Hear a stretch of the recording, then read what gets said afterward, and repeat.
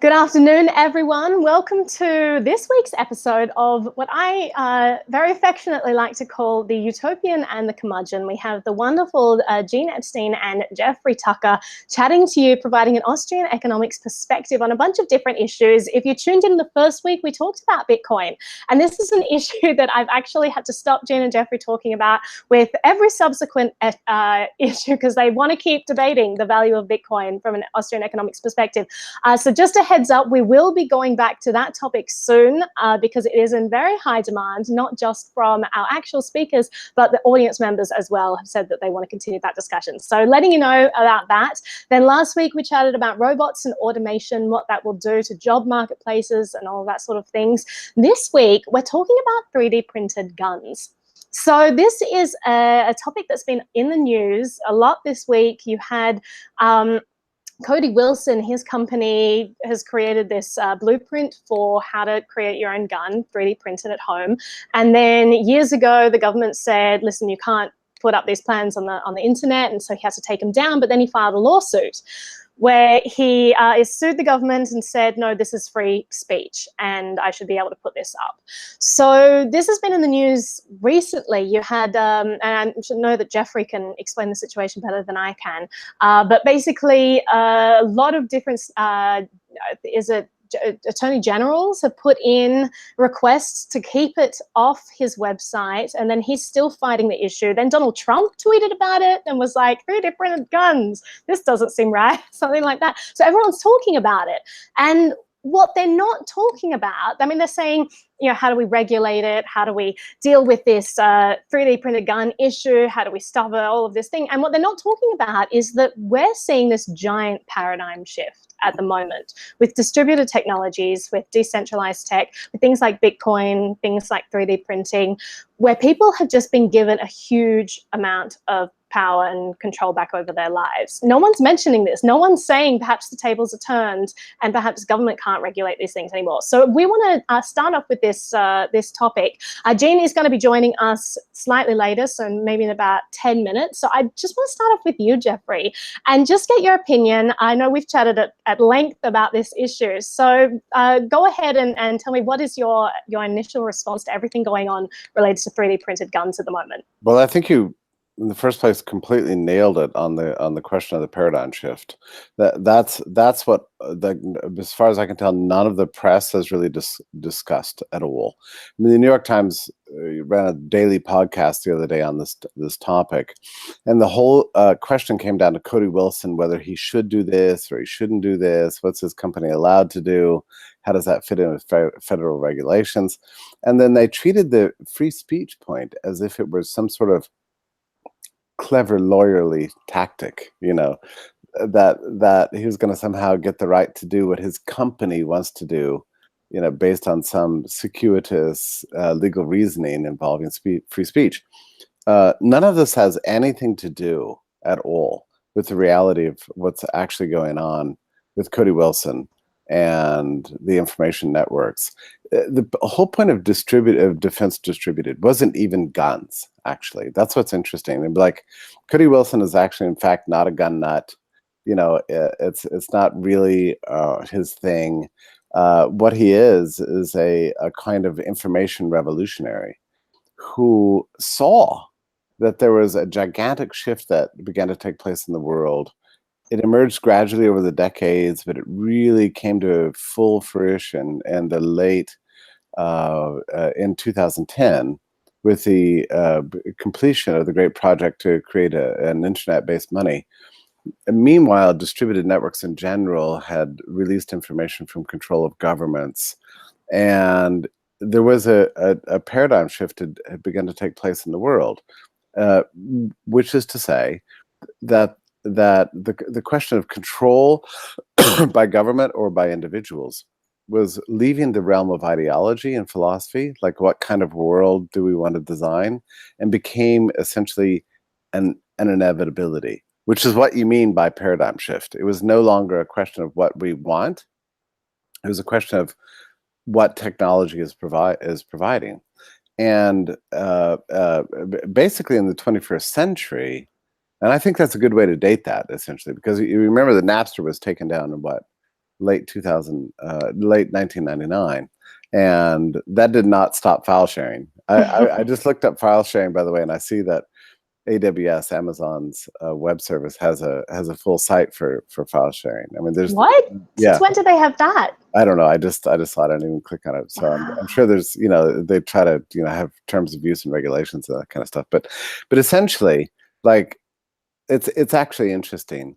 When Napster was taken down, I watched the press conference in those days, and the government agents that were involved in it were like, well, now that we've taken down Napster, we'll never have any of this nefarious business going on anymore. We nipped that in the right.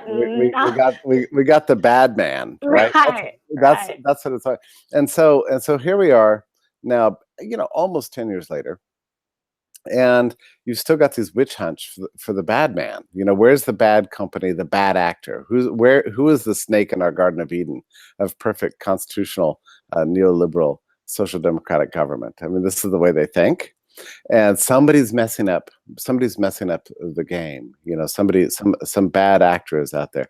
So what Cody Wilson did in 2013 is he was part of the cypherpunk movement which later became basically, well, the cypherpunk movement was a late 2000s first decade kind of movement that observed that information was going to change the relationship between the individual and the state in the future, essentially disabling state power forever. By 2013, the cypherpunk movement had become a little more hardcore and a little more crystallized into the so-called crypto-anarchist movement, right? Which was not an ideological movement. This is not a movement designed to persuade people to, read David Friedman and Murray Rothbard, right? Or Lysander Spooner or something like that. It was a movement to celebrate the inevitable, I hesitate to use that word, the eventual, I should say, triumph of the individual thought over the artificial desire on the part of governments to control the world. Like, it can't happen. Really about creating those tools that can help everyone. I mean, that's the interesting thing I found about this movement, is that a lot of the time we don't even realize that we're using the tools created by these awesome people, and they're making our lives better and giving us more privacy. It's like, as you said, it's not about like this ideological drive to let's convince everyone to understand that privacy is good and free markets are good and all of that thing. It's like, no, we're just going to create these awesome tools that are going to be integrated seamlessly. I would say even more, Naomi, than create the tools, although I think you're right about create the tools.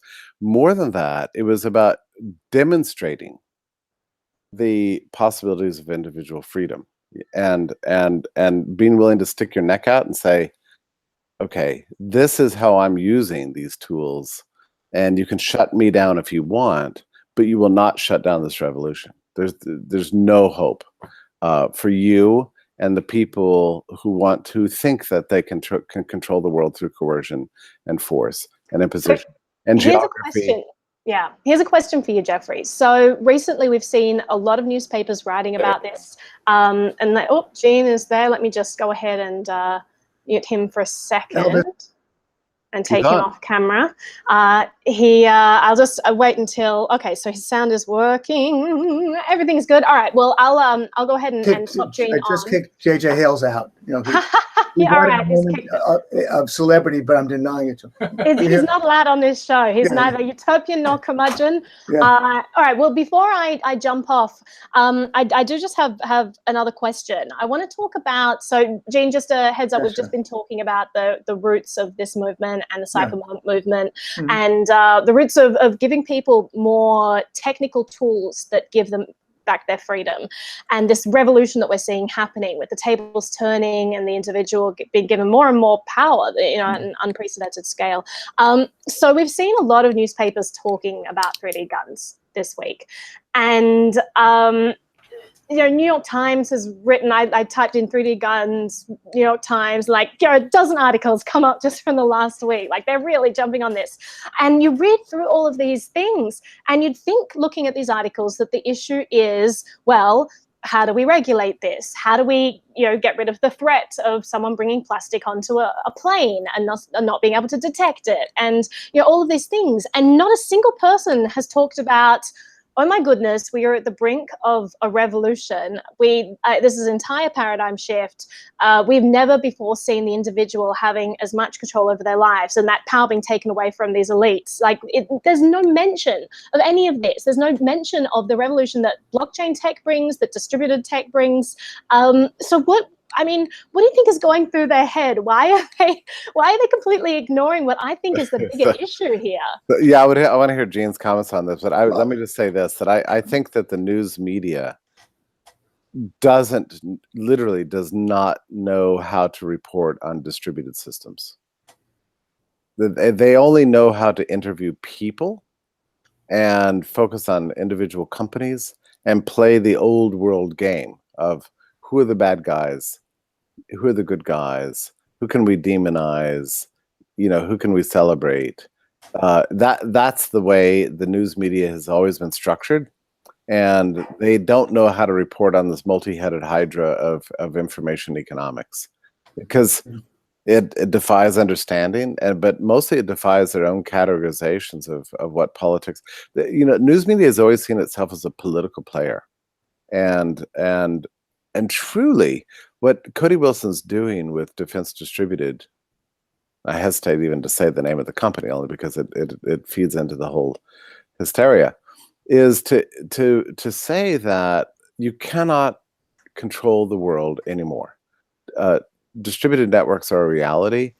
Digital economics is a reality. We no longer pay attention to borders and to powers and even to the physical world. If you want to control the world, you're going to have to control the human mind itself, and not just one, but 7 billion human minds. And that's no longer possible. But it's very difficult, even for the best reporters and the best media companies, to adjust to that new reality, because it makes them irrelevant, also just as irrelevant as the state itself. Right. That's the real revolution, and that's the shock. And it was interesting, Gene and Naomi, that I was there in 2013, and Cody is a friend of mine. I knew what he was doing, and we all shared that same sensibility that a new world is being born before our eyes, and we wanted to use our businesses, our minds, our thinking to kind of advance this great revolution. Not even so much to advance it, but just to put it on display, And that's what Defense Distributed and the 3D printed gun, the Liberator, was all about. He stuck his neck out, and he wanted to be the guy to celebrate the end of power. Essentially, it wasn't really about distributing guns. It was about celebrating the human mind and its ability to create, and the new world that had been born. I think if we had, I speak for myself here, not for Cody, but I think there was an element of naivety in the cypherpunk movement and in the crypto anarchist movement, that we thought that because something had to happen, because it was technologically fated, that it would happen, that the powers that be would give up, and here we are now, 5-6 years later, and I think we've learned something new, which is to say that governments of the world will continue to make as much mischief as long as possible, to keep this new world from being part of human consciousness, to keep it from being realized, to keep it from being part of our new civic orthodoxy. Basically the inevitable collapse of the state. It might be inevitable, but which is not to say that everyone's going to be happy about it. Well, Jeff, having the audience has been denied me for the first few minutes, so let me jump in and say a few things.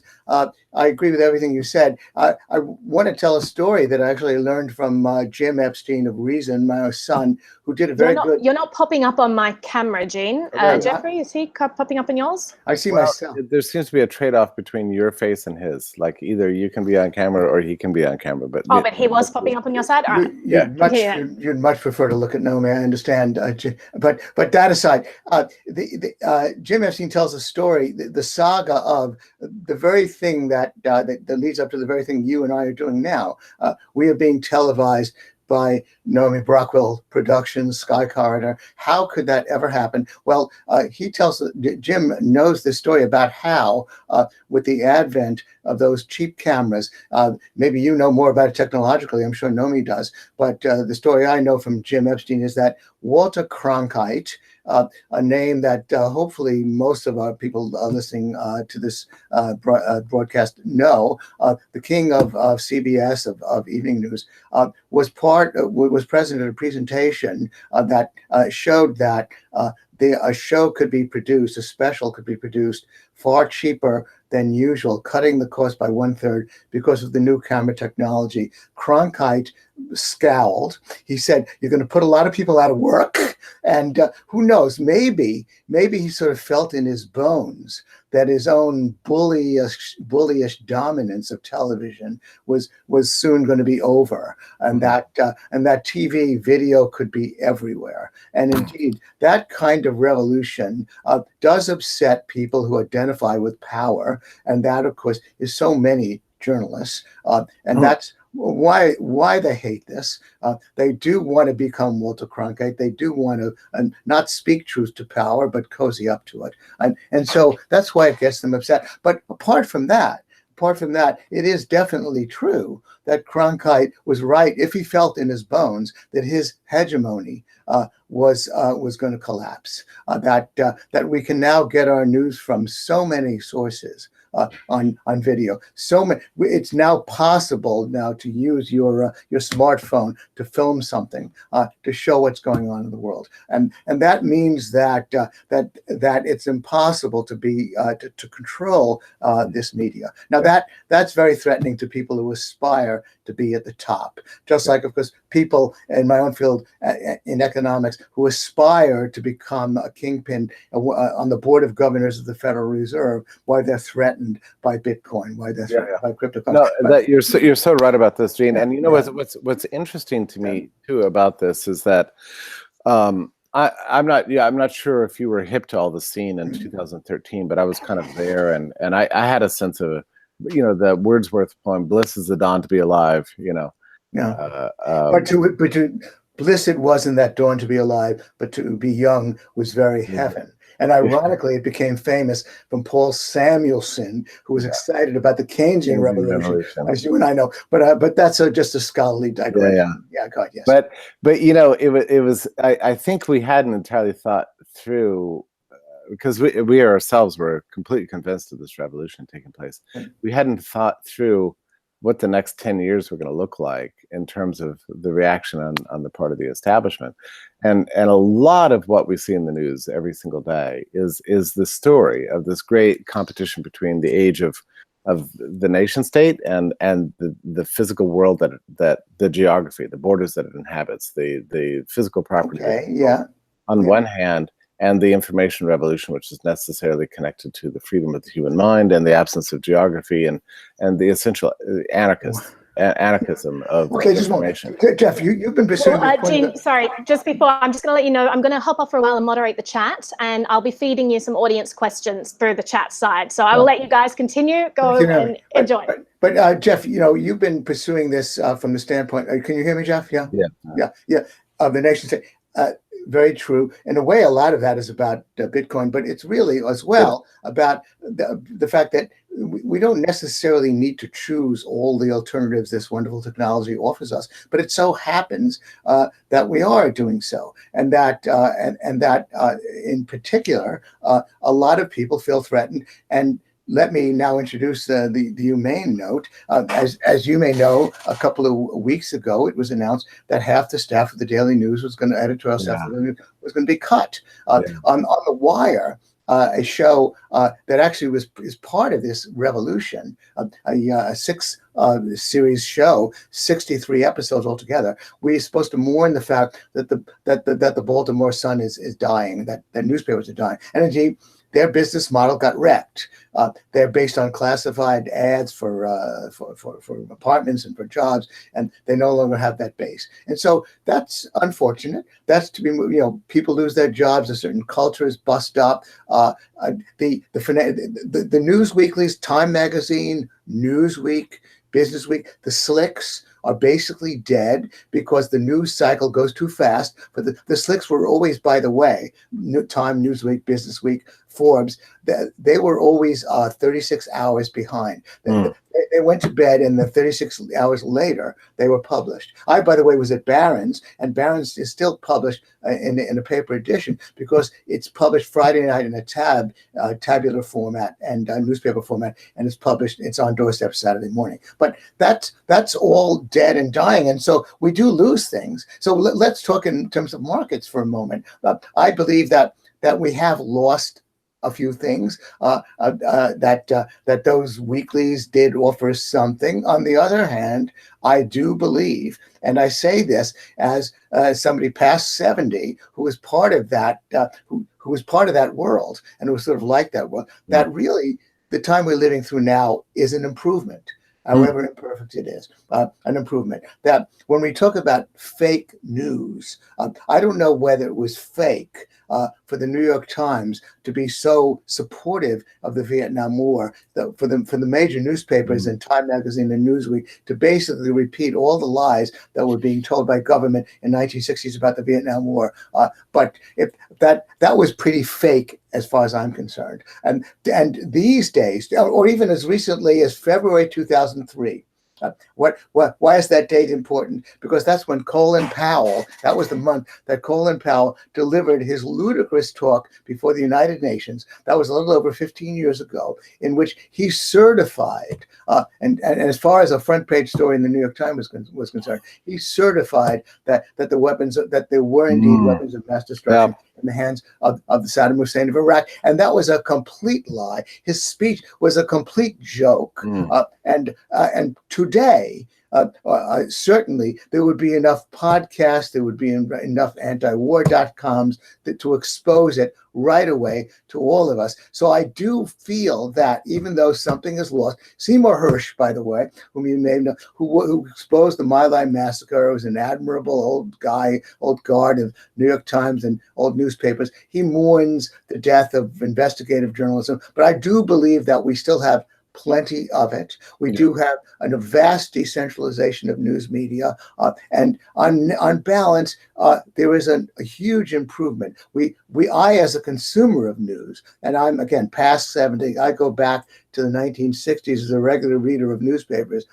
I believe as a consumer of news, from the podcast, from the websites, I have been empowered more than ever before to get at the truth, as difficult as that often is about what's going on. So I think that this is a wonderful time, although understandably, the journalistic community, those people who lost their jobs at the Daily News, are not too happy about it. Yeah, for sure. And let me just tell you, we've already drifted away from Cody Wilson, but just to reiterate Cody's core point was not so much that this is anything we have to be for or against, or celebrate or champion or oppose through regulation or whatever, but just simply that once reality migrates to the digital world, there's a loss of control. So whether you like it or don't like it, it's baked into the narrative of history that this is going to happen. So it's not anything you can oppose. I mean,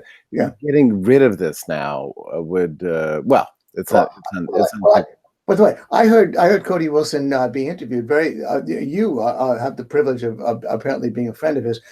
I heard him be interviewed, and I think that he would be appreciating the larger point, because indeed, just as you suggest, he's not trying to make it just about his particular thing, or even about guns. Yeah, indeed, it's the broader issue of the explosion in choice. And by the way, I have a question for you. There are certain establishment types who actually believe that the Trump election is very much because we have a sort of fragmented media, and that because of this fragmentation, Trump got elected. Yeah. I don't know. I mean, part of my problem with that is I don't know if the people who really voted for Trump are such intense followers of the media. Young people who really follow the social media don't tend to vote, so I don't really see a connection there. But I wonder what you think. If you think, I agree with that. I'm more and more thinking, actually, because I've written about this recently. and done some thinking about, and of course all of us are still trying to process the weird reality about the Trump presidency. Is it a good thing? Is it foreshadowing of a new form of tyranny in Hayekian sense? Yeah. We don't actually know. But one thing that's pretty clear to me is that a lot of the people who voted for Donald Trump were not seeking a new kind of ruler. What they were seeking to do was show the power elite that the people are in charge and can make a difference. They were not willing to go along with Hillary Clinton, so it was a little bit of a protest vote. But it wasn't just a protest vote against Hillary Clinton; it was a protest vote against, I think you described it earlier as the hegemon, right? Yeah. The hegemon that's kind of ruling our political, cultural lives, and then Trump as the romantic outsider, the buster of tradition. And it's not as if people were just like saying, "Oh, please, Donald Trump, be our ruler and master," and issue a ton of executive orders.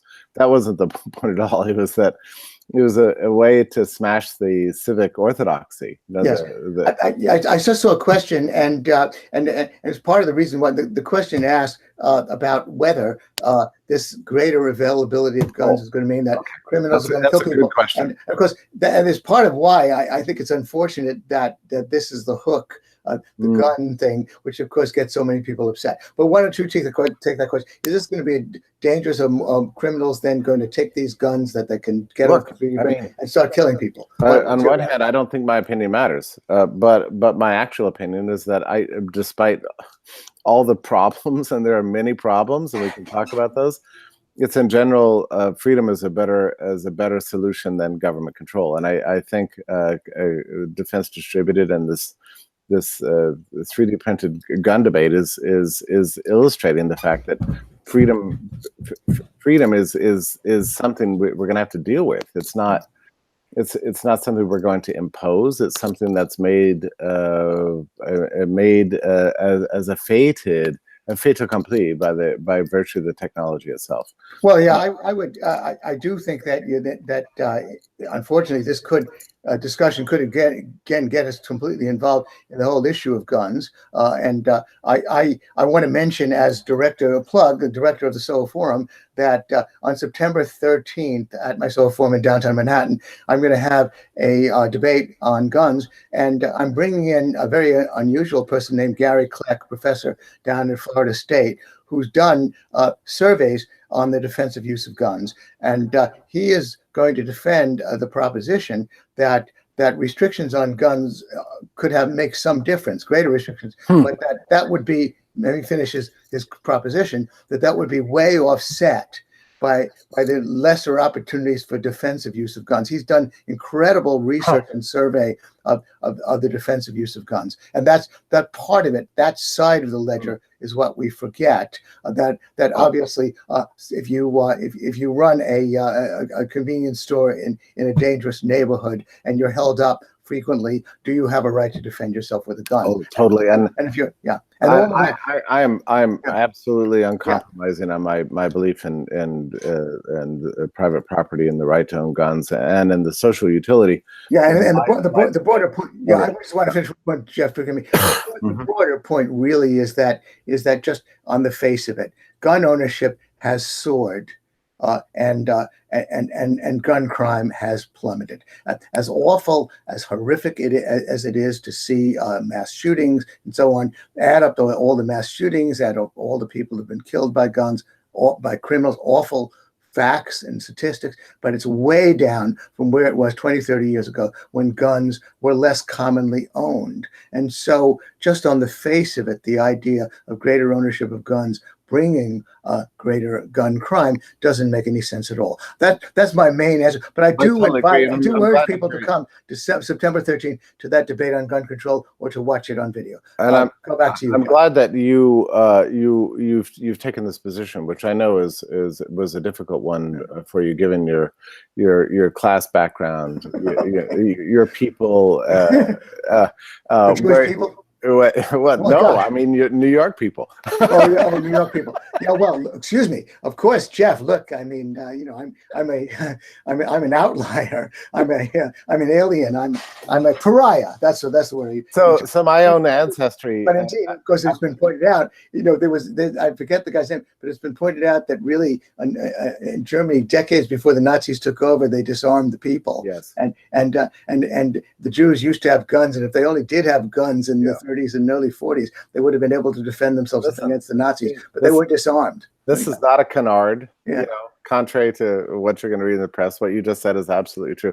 Yeah. Let me just tell you from my perspective, and it doesn't matter either way, but I come from a family that moved from Massachusetts to Texas in 1830. Wow. And my great grandfather was a Texas Ranger. So guns have been sort of baked into the reality of my history. I mean, my brother and I'm mortified to say, used to have BB gun fights and even mock showdowns with 22 pistols in my own backyard.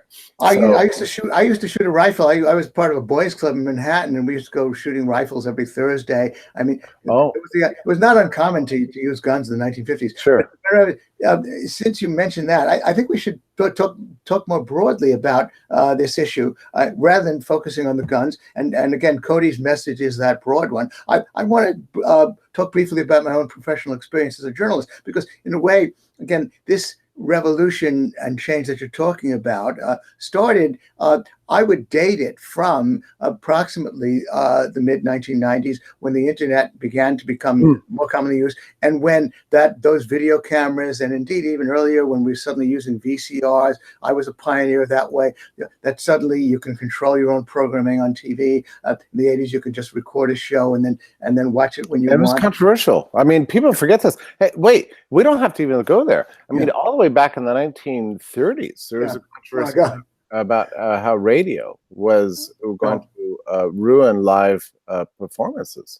Oh yes, oh yeah. Well, actually, yeah, that is indeed part of my hobby was that. I'm gonna go even better, Jeff. Let's go even further back to movies. Movies coming out, and then it's gonna kill theater, and of course, and then TV comes out, and it's gonna kill movies. And indeed, what's really happened is that everything has been enhanced, because we can now appreciate all the more. I'm a theater goer. I'm lucky to live in New York, where there's a lot of great theater. Well, there's a lot of great theater in the regional theater as well.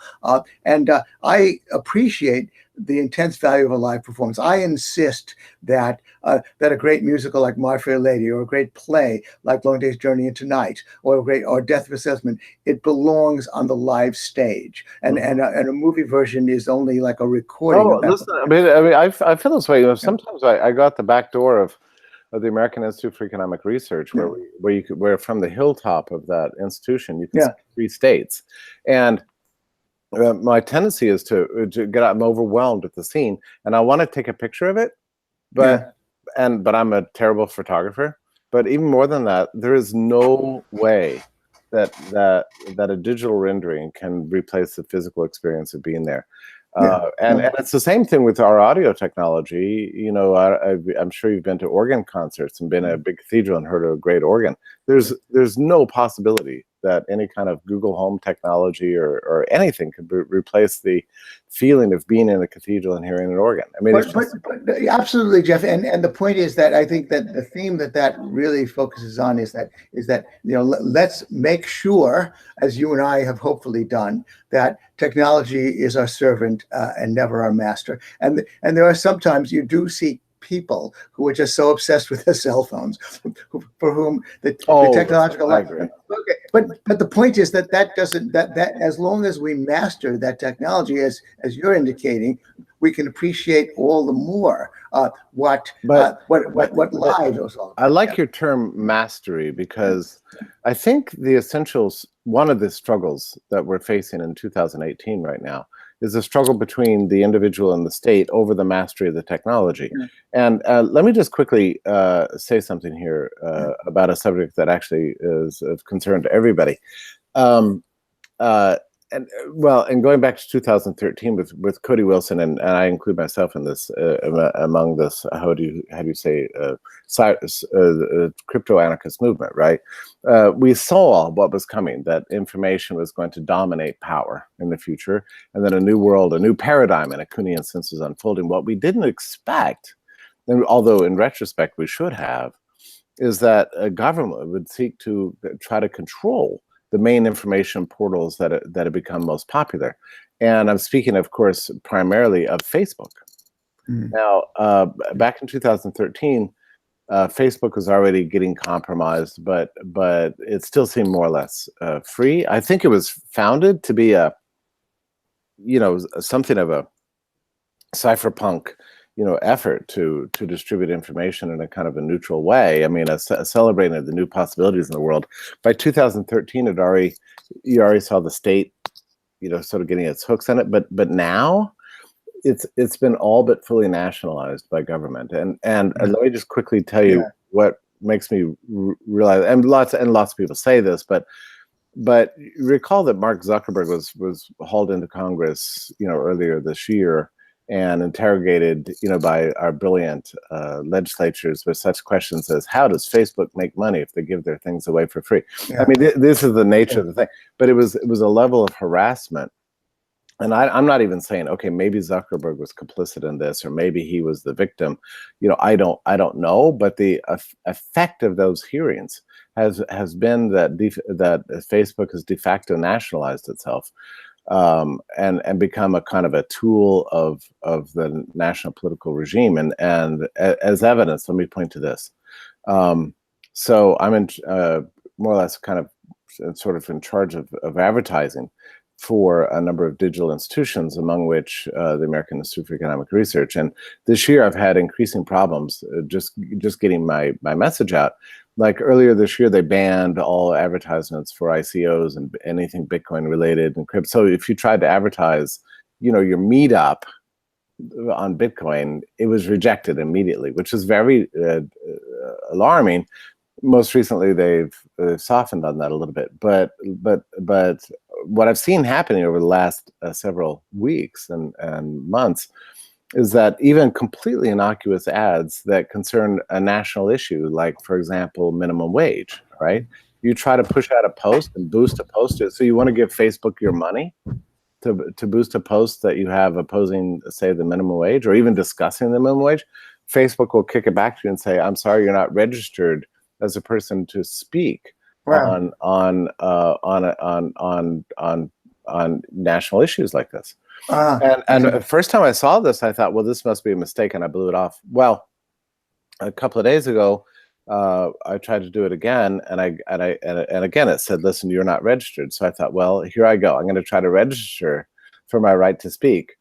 And I went through their dialogues, and it required that I provide Social Security, evidence of Social Security number, a passport, a physical address, and all kinds of the most invasive possible. Well, I want to ask you more about that, Jeff. But I mean, you talk about Bitcoin. I mean, I will brag. We had a debate on Bitcoin at the Soho Forum, and it's gotten over 100,000 views. So we don't have to operate within YouTube. That's we don't right. have to operate within Facebook. But I want to tell funny. I want to throw into the mix an interesting irony as well. However, which is something I grew up with. I looked this up. And because I forgot the year in which this occurred, but it was notorious that even into the 90s, big advertisers were very concerned about how their image would look in major magazines, and they kept control over the editorial content. And this notorious incident happened in 1997, where a 20,000-word fiction by David Levitt on about homosexual life was supposed to appear in the April 1997 issue of Esquire, and it was pulled because Chrysler Corporation said that they would pull all their advertising. They didn't want that bad image to be associated with them, and that's inevitably sort of what happens when the hegemons are operating on such a national scale. And now cut to 2014, and another major corporation, Amazon, is running on Amazon.com a series called Transparent, which is all about trans people, gay people, and Netflix, another major corporation. My God, they're practically overwhelming us with GB, whatever the initials are, gay and lesbian content. Only because what they're really doing is that they're targeting it to the few million people who want to see it. That maybe they're no more principled than Chrysler, but because we have such a now decentralized marketplace, that Amazon now sees it in its interest, as does Netflix, to break that taboo. And well, I'm just saying that on the other side of it, we do have a real opening of points of view, and there's a lot of sort of radical stuff being run on Netflix documentaries. I don't think that Channel 13, the PBS stations, do that very much, but we are getting that. But I want to get back to your concern. What will if my main reaction is, of course, Facebook isn't a monopoly. If we don't like Facebook, we can abandon it. I think that's right. Okay. What do you? And more of us will abandon it and go to something else. And go to alternatives. And we are. I mean, we are, and more so. And it's getting ever more diffuse. Yeah. The thing is that's interesting about this, though, Gene, is that people are slow to adopt new technologies. I mean, there's early adopters, then there's the 1%, then the 5%, then the 30%, but it takes a great deal of time. I mean, 20 years after email was invented, it finally went fully mainstream in the sense that everybody had an email address. Yeah.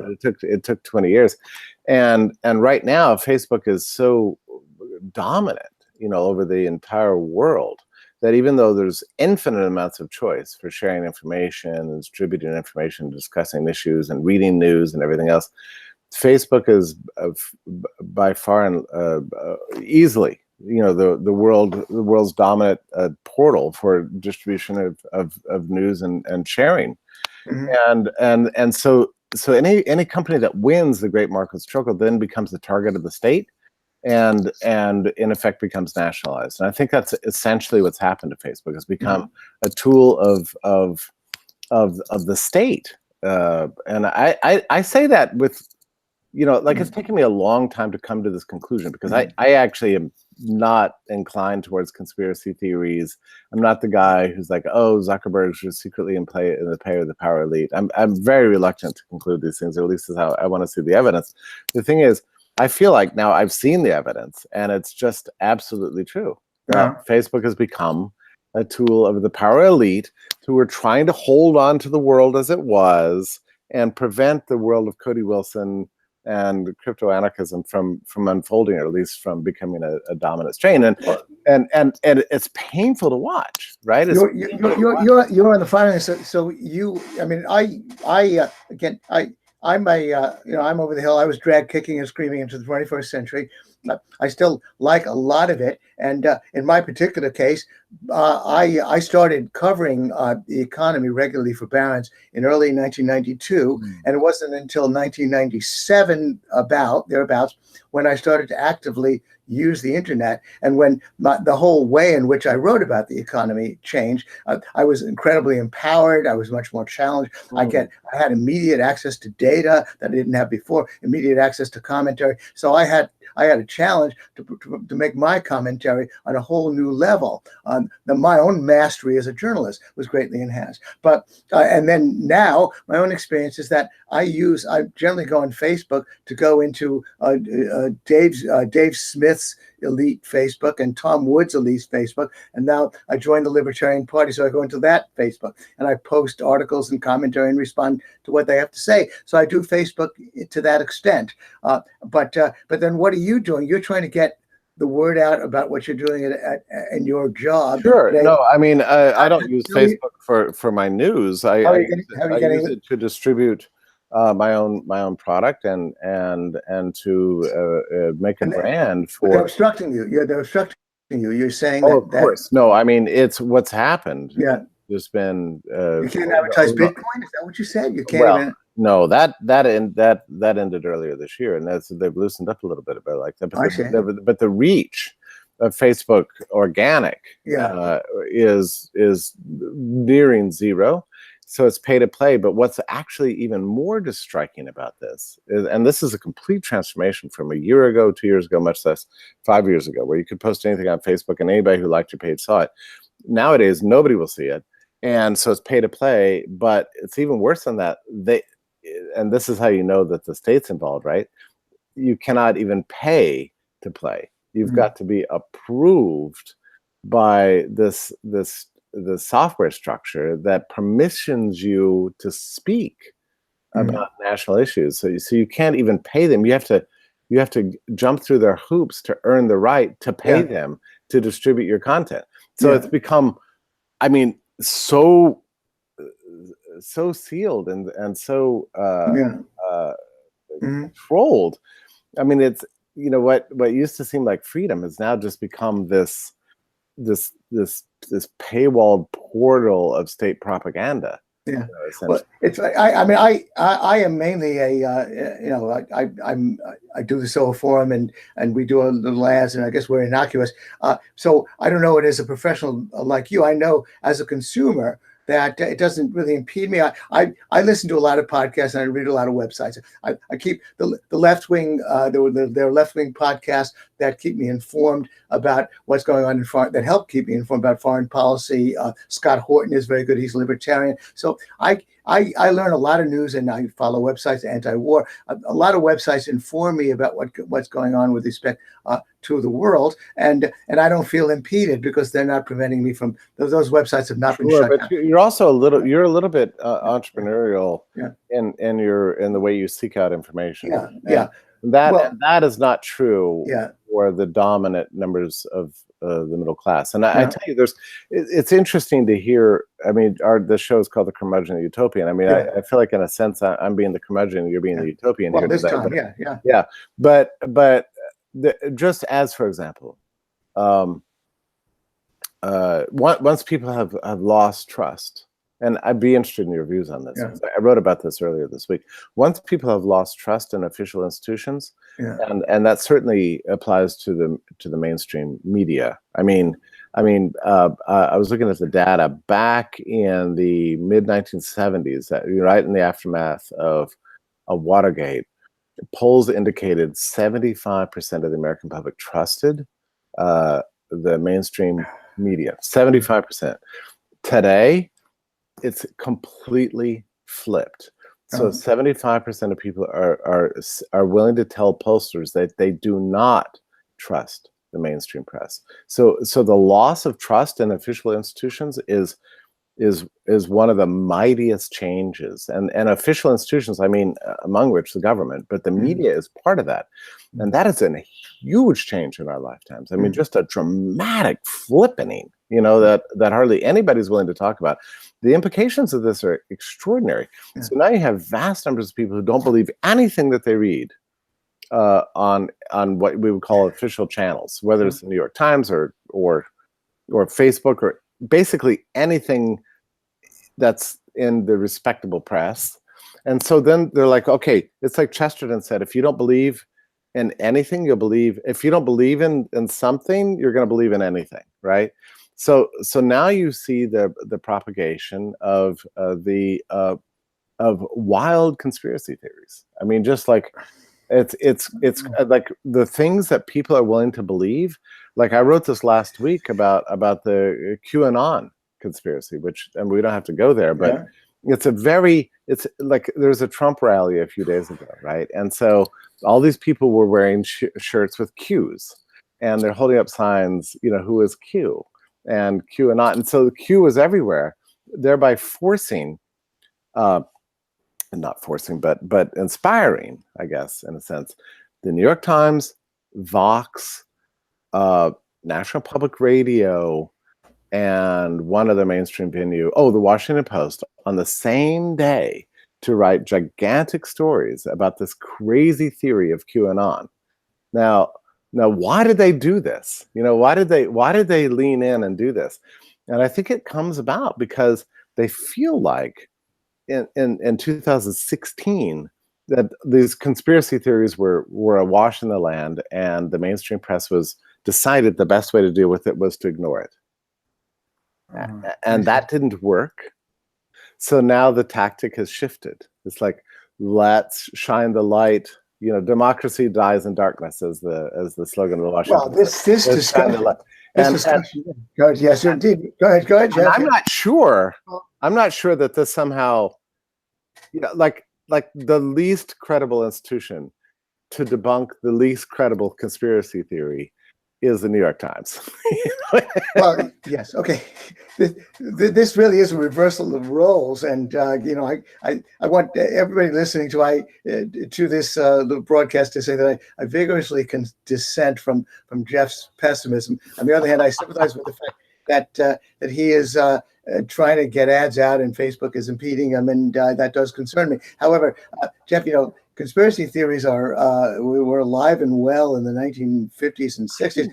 I don't know that it's necessarily logical to say that if you mistrust the media, that means you're more susceptible to conspiracy theories than ever before. I will say, of course, that I basically, my default position is, of course, I applaud the fact that again, as I mentioned, as recently as 2003, the New York Times, Judith Miller was a principal journalist. Right. Who was basically telling us all that we had to invade Iraq. We because there were WMDs there, and by the way, we could not wait for the inspectors to finish their job to make sure that they were there or not. We couldn't wait. The New York Times was saying this, and people trusted it as recently as 15 years ago. And I think it's wonderful that people will no longer trust the New York Times on any grounds whatsoever. Or the New York Times was also saying after 9/11 they hate us for our freedoms. I will say, interestingly enough, that only the Wall Street Journal had a series on after 9/11 talking about how no, they don't hate us for our freedoms. They hate us because, as Ron Paul said to Rudy Giuliani, they hate us because we're in their backyard. We're bombing them. We're bombing them in their backyard. That's why they hate us. And all of so the fact that we are now skeptical of the mainstream media is a wonderful thing. And I don't necessarily believe that it means that there's going to be more conspiracy theories. I do think this, however, obviously, since there's so much out there on the websites and on the blogs and the rest of it, there's bound to be, you know, a lot of lies and a lot of fabrications and a lot of fake news. But if you navigate it, you have a much better chance of getting at the truth. But you know, here's the thing. Yeah. People are saying that we're too off traffic, so we need to bring it back to guns. Oh my God! Back to guns, which I'm happy to do. But let me just say this: try to tell these people it's not about guns. Well, it's so about that's the basic idea that we have far more choices. We have empowerment. Yeah. We no longer have the hegemons of government and hegemons of corporations dominating us. We have choice. Guns are only one example. It's an unfortunate example. So please understand out there, we are on topic. And but Jeff is now talking about this wrinkle that the government reacted and nationalized Facebook. But here's the problem, Gene, that I'm trying to draw attention to. It's not that there's any problem with even the. I mean, as you say, conspiracy theories have been around since, as far as we know, the Middle Ages, right? And we don't need to go into what the common conspiracies were in the Middle Ages. Yeah. But so they're always going to be with us. My worry is that so long as we have these gigantic, totalitarian, well-funded, heavily armed states in place, that there are going to be people struggling and plotting to control them. And it is not. It doesn't seem to me to be just the free flow of information, which is an unmitigated good. It's not inevitable that the free flow of information cannot be used for the purposes of consolidating power and creating a new kind of regime that seeks to control the state. And this is my concern. And this is my worry about the rise of Trump-style populism. You know, which is fueled by a lot of, I think, essentially false beliefs. Is that, you know, I don't want to trade one form of tyranny for another form of tyranny, and I think that's sort of the in-between stage we're at right now. And this is the reason I wrote my book on right-wing collectivism. It's the reason I'm very skeptical of the Trump movement in general. I don't, and I think that there's a good reason to be very concerned about the rise of mythologies, and I too celebrate the loss of confidence in the mainstream press. But what worries me is the rise of kind of a populist-based manias, fueled by the free flow of information, that are going to lead people to, to the kind of despotism that Hayek worries about in the road to serfdom. It's like the left failed, and now people are looking for another great plan. And this is the concern. So I want Cody Wilson's world to be, and mine, to be born tomorrow. And I think that would be a world of beautiful stability and peace and prosperity for everyone, even despite the rise of wacky conspiracy theories and populism and that sort of thing, because we'll have dismantled power. But so long as that state exists, it's always and everywhere going to be a threat to us. And well, there is okay. Now, picking up on your point, I think that to deal with it, to apply it more specifically to our situation, because we haven't mentioned what Edward Snowden uncovered for us, that the government is using technology to invade our privacy. And so it is a tool that government can use against us. And then you're talking about how Facebook is now controlled by the government, and that typically Zuckerberg, like so many CEOs, is caving. He wants to hold on to his empire, and so he's cooperating. So that's all unfortunate, absolutely. And I think those are important themes, that the government can use technology against us, as it is indeed. And I think actually this is why I think in a funny way Cody Wilson picked the right issue. So again, his purpose was not to use the free speech argument as a clever legal tactic to get the freedom for his business. His point was that everything has become speech, and that in the age of free information flows, if you want to control the world, you're going to have to control the human mind, and that is simply not possible. So this was a great propaganda victory for him, but in a funny way. And he chose guns as a way of kind of making it especially prescient, because he's not as I say, he's not a gun nut in any sense. He's an information nut, as I am, as you are.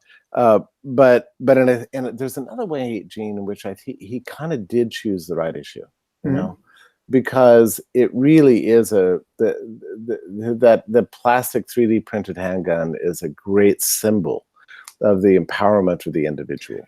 Yes. Yeah. Yes. Well, no, you're right. You're right.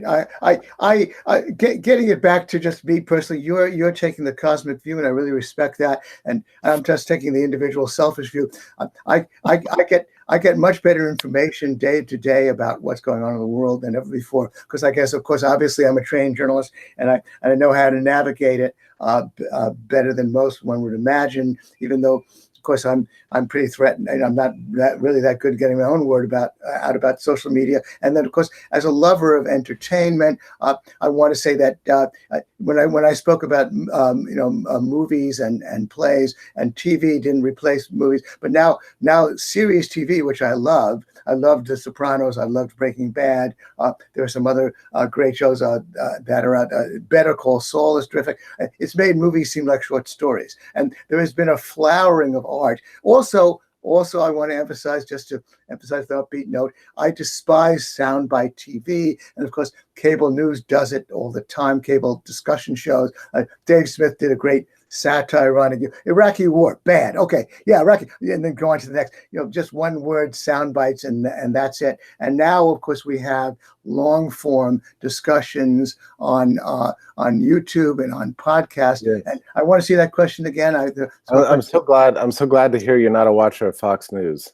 Well, I despise it. No, I've been on Fox News. I've been a victim of Fox News. The one thing I know is that they asked me a question. I was at News Corp. I was right next door to Fox News. I was on a few times. The one thing you do know is you're going to get to your third sentence, they're going to interrupt you. 2 sentences are all you get, and short sentences. The third sentence, they interrupt you on to the next. You cannot get a paragraph out. Now, you and I, of course, are taking advantage of Naomi's largesse, and we're getting several paragraphs out. I hope the audience doesn't mind, we at least let's can address develop our thoughts. And that's what you can do these days as never before. Right. And then the question was, if you were the government, what would you do? I guess that's the question. What would you do? Well, I guess that we would do more or less what we have been doing, but what the government has been doing. But I can't. It's difficult for me to put myself in their shoes. Certainly, what they're doing to keep us under surveillance, that's understandable. What else would you do? I tell you what I would do, Gene. Yeah. Is I would take a page from interwar political history and use the populist revolt against social democracy and the left to reconstitute a new form of power that takes place under a form of bourgeois populism in the name of restoring the nation state. That's what I would do. What would you do? I'm sorry, repeat that. I'm sorry. That's if you're a nice guy. Is that what you mean, a nice guy? No, I mean, he said, if you're the government, what would you do to slow or halt this? And what I would do is essentially take the revolt that's currently in place against official institutions and reconstitute the state under a new slogan of populism, nationalism, racism, to shore up power. And I guess some people would say that's what Trump is doing. Is that is that right? That's precisely right. So I think in a way, Trumpism represents an attempt to preserve the structures of power in a time in which we've lost all faith in the orthodoxies of the past. That's what I believe. That's my sense. Well, yeah, and I guess you've given the best answer to that question, because it's difficult for me to put myself in the hands of in the shoes of government. We want to rely, as part of the freedom movement, on the fundamental fact of government ineptitude, and that's always on our side. On the fundamental fact that, by the way, all of these choices are out there, but it's not inevitable that people would choose them. It's not inevitable that network TV is suffering and maybe even in death throes. It's not inevitable that we are taking advantage of this broad range of choice, and that to have an audience of 2 million people is now a big deal for home box office. That's a viable commercially. And in the old days of the network TV back in the 60s, 2 million people, you'd get your show canceled inside of a week or two. So we have decentralization of taste, and it's a wonderful thing that it's happening. And so I get back to the fact that people do want choice, they do want freedom, and that's another force operating in the other direction. Right. That's why I'm hopeful for the future. Well, and also, you know, the other thing that's great, Gene, I love the way you pointed out the government is inherently fails. No matter what the ideological rubric, no matter the philosophical tinge, you know, whatever the cultural marketing of the state, that can't work. And this is one of the things I've been thrilled to watch. I mean, it's been painful to watch, but to watch the utter and complete failure of Trumpian style nationalism in the form of protectionism. I mean, it's been egregious, you know, higher prices. I mean, Trump's having to bail out the farmers that have been harmed by his own trade wars, you know, and we're seeing just the absurdity of Trumpian style nationalism come to fruition. Now we've got a massive labor shortage thanks to immigration control. So, you know, everything's been terrible. I don't believe Trump's going to succeed in this. Mm-hmm. I'm sorry that we're having to go through the Trump stage of history before we get to where we want to be, which is the world Gene Epstein, me, and Cody Wilson, which is a world of human choice, human dignity, and flourishing of prosperity and peace in a decentralized technological world. That's what I want to live in. Going back to Cody, by the way, he was interviewed by Michael Malice, and again, very articulate guy, and he did indeed, very modest guy, by the way, and he did indeed make the point that he won his case because of the ineptitude of government, that the bureaucrats really have other fish to fry. And so in a way they are easy marks. So going back to him, that's the upbeat note. He won a victory. I do like your perverse point.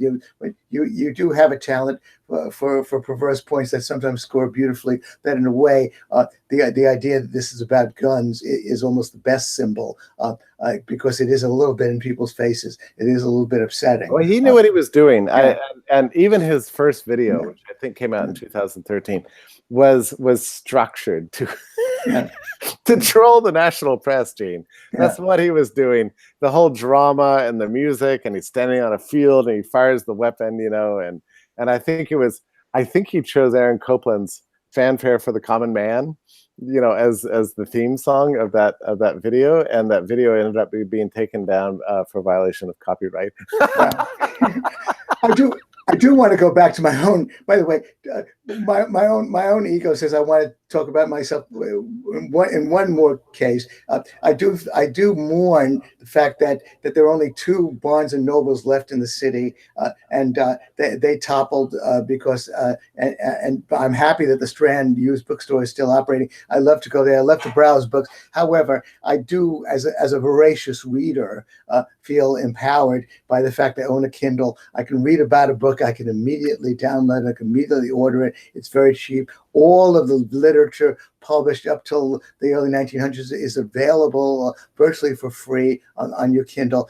That's a wonderful thing. It's wonderfully empowering for the consumer to have access to all the great books ever written. And you're using technology in the right way. I wished everybody else were doing the same. I think we're eventually going to get there. I think Cody's point that he made with Defense Distributed is right. Yeah. You don't like it. I'm sorry. This is not the world you want to live in because it doesn't fit with what your professors in college have told you we're supposed to live like. Too bad for you.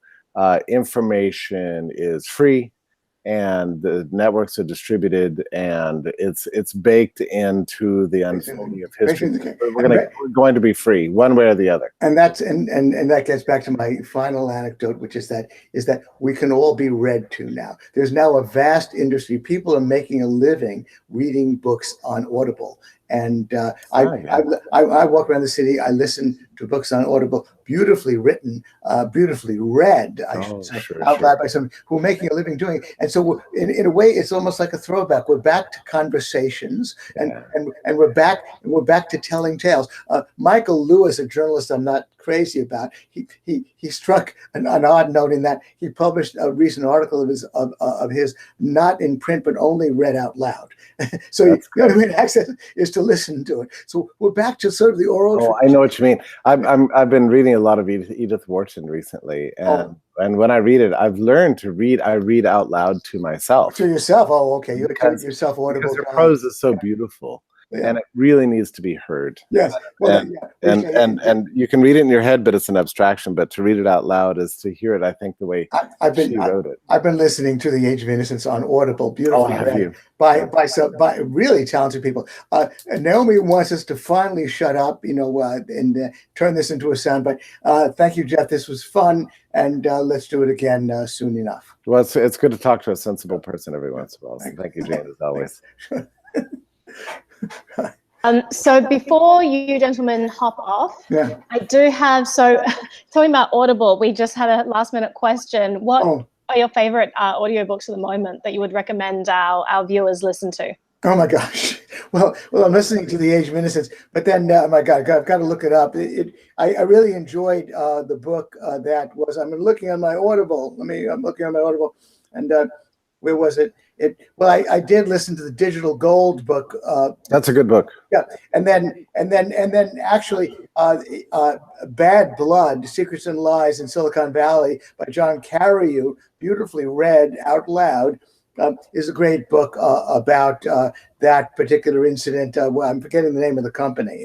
The Bad Blood having to do with the fake company that was supposed to be able to examine your blood with a pinprick. It's a great corporate espionage drama, beautifully researched, written by John Carreyrou, narrated by Will Dameron, very well narrated. I'm amazed at the talent of these people who read books out loud. By the way, one of my favorite novels, which I wrote about recently, is The Confessions of Nat Turner by William Styron, and I'm amazed and astonished that a couple of Styron books are available on Audible, but that one isn't. And as a former actor and somebody who actually won a poetry recital contest in high school, I'm actually thinking of signing on with Audible to read that book, Confessions of Nat Turner, a great novel, into Audible.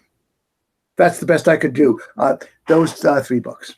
Appreciated. All right. Well, thank you so much to everyone for tuning in. This has been awesome. And people have been commenting in the chat saying they could listen to you gentlemen all night. Oh my So God. I really appreciate you both being here and being part of this series. It just and Naomi, you didn't ask me about my own audio favorites. Let me just say, please, Jeffrey. The PG Woodhouse Jeeves and Wooster series. It's got a lot of levity. Is it read on Audible? Yeah. Yeah, read on Audible. Great. It's just great material from the early interwar period, the aging and decline of the British aristocracy. It's absolutely funny. It's hilarious. A lot of great politics in it. Basically, a libertarian theme there, and much better than the movies. Just to read the original books. Absolutely hilarious. And the company is brought to you was acquired by, again, that terrible corporation, Amazon. They're the ones who bring all this joy to us. And it's very different from the way many corporations used to operate. But they understand this is a slice of the market that they want to tap. It's beautiful. And so that's the name of the game, getting that piece of the market, which can be profitable enough for them. Yeah. Thank you, Naomi. Oh, thank you both so much. And I also like the switcheroo that you guys did with the names. Although I would argue, I mean, just because we call it the Utopian and the Curmudgeon, it's the optimistic Utopian and the optimistic Curmudgeon. Yeah, no, we completely switched. Yeah, no, indeed. Jeff was a terrible curmudgeon. You've got me upset. Yeah, I'm glad. That's what I tried to do. That's what I'm going for. Look, everything's done with a smile with that man. It's terrible. You are fired as the Curmudgeon. We're switching back to Gene again. But thank you so much to everyone who's joined. We always have like a regular group who has been joining these live chats. It's so wonderful chatting with you all. So thank you for being here. We have some really fun live streams happening next week. This session will be going on again by popular demand on Saturday. So make sure you on Sunday next week. Make sure you tune in for that. We may be talking about Bitcoin again, but I will keep you posted on I've got a lot to say about that. Oh, yes. Oh, you both do. So we'll maybe going back to there. Talking about the value of Bitcoin, where it's derived from. There's a lot of debate about this, and every panel I go to, everyone has a different answer. So I think that it's just wonderful having expertise of both of you addressing this particular topic. So I'm going to let you all go and enjoy your Sunday afternoon. Thank you so much for being here. I really appreciate it, and I'll hop over back onto Telegram now and keep chatting with you all. Bye-bye.